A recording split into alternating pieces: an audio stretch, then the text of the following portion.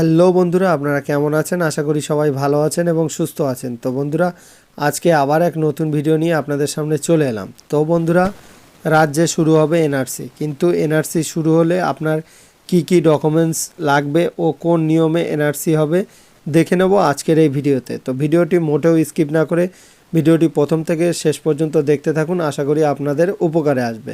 তো চলুন আর বেশি কথা না বাড়িয়ে ভিডিওটি শুরু করা যায়। তো বন্ধুরা, এখানে দেখতে পাচ্ছেন এনআরসি হলে কি কি নথি লাগবে জানালো স্বরাষ্ট্র মন্ত্রক। তো দেখে নেব কি কি ডকুমেন্টস লাগবে। বন্ধুরা, এখানে বলা হচ্ছে যে স্বরাষ্ট্রমন্ত্রী অমিত শাহ একাধিকবার হুঁশিয়ার দিয়েছেন দেশ জুড়ে জাতীয় নাগরিকপঞ্জি মানে এনআরসি করা হবে।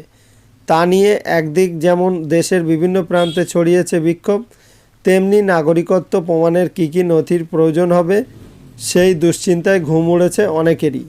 ছড়িয়ে পড়েছে গুজবও, তাই এবার ময়দানে নামলো স্বরাষ্ট্র মন্ত্রক। তো তারপরে দেখে নেব কী কী ডকুমেন্টসের প্রয়োজন হবে। তো বন্ধুরা, 1 নম্বরে কি বলা হয়েছে, তো এই প্রক্রিয়া কাউকে নিজের নাগরিকত্ব প্রমাণ করতে বলা হবে না, বরং এটা শুধুমাত্র জাতীয় নাগরিক পঞ্জিকায় নাম নথিভুক্ত করার প্রক্রিয়া। তারপরে 2 নম্বরে বলা হচ্ছে যে আধার কার্ড তৈরির জন্য বা ভোটার তালিকায় নাম তোলার জন্য যে পরিচয়পত্র দিতে হয় এনআরসির জন্য সেইগুলোই দিতে হবে। তারপরে 3 নম্বরে বলা হচ্ছে যে জন্ম তারিখ, সাল, জন্মস্থান সংক্রান্ত তথ্যেই যথেষ্ট। যদি সেই তথ্য না থাকে তাহলে আপনার বাবা মার জন্ম তারিখ, সাল, জন্মস্থান সংক্রান্ত তথ্য দিতে হবে। তবে আপনার বাবা মার কোনো নথিপত্র জমা দেওয়ার বাধ্যকতা নেই।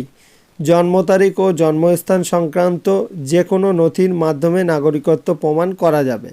তারপরে 4 নম্বরে বলা হচ্ছে যদিও এ বিষয়ে এখনও কোনো সিদ্ধান্ত নেওয়া হয়নি বলে জানিয়েছে স্বরাষ্ট্র মন্ত্রক, তবে সরকারের দেওয়া ভোটার কার্ড, পাসপোর্ট, আধার, লাইসেন্স, বিমা সংক্রান্ত কাগজ ও জন্ম শংসাপত্র, জমি বা বাড়ি সংক্রান্ত নথি, স্কুল ছাড়ার শংসাপত্র বা একই ধরনের বিভিন্ন নথি থাকলে হবে।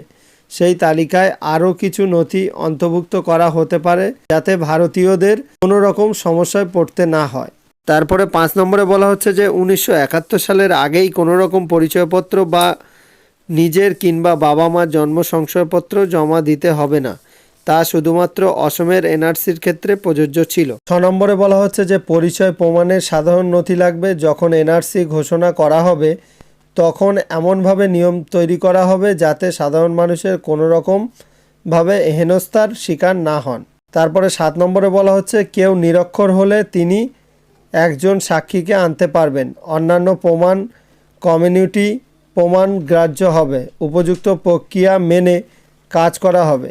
তারপর 8 নম্বরে বলা হচ্ছে যাদের ঘর নেই, গরিব, শিক্ষিত নন ও পরিচয়ের কোনো রকম ভিত্তি নেই তাদের কি হবে। তো সেই প্রশ্নের জবাবে মন্ত্রকের তরফে জানানো হয় এটা পুরোপুরি সঠিক নয়।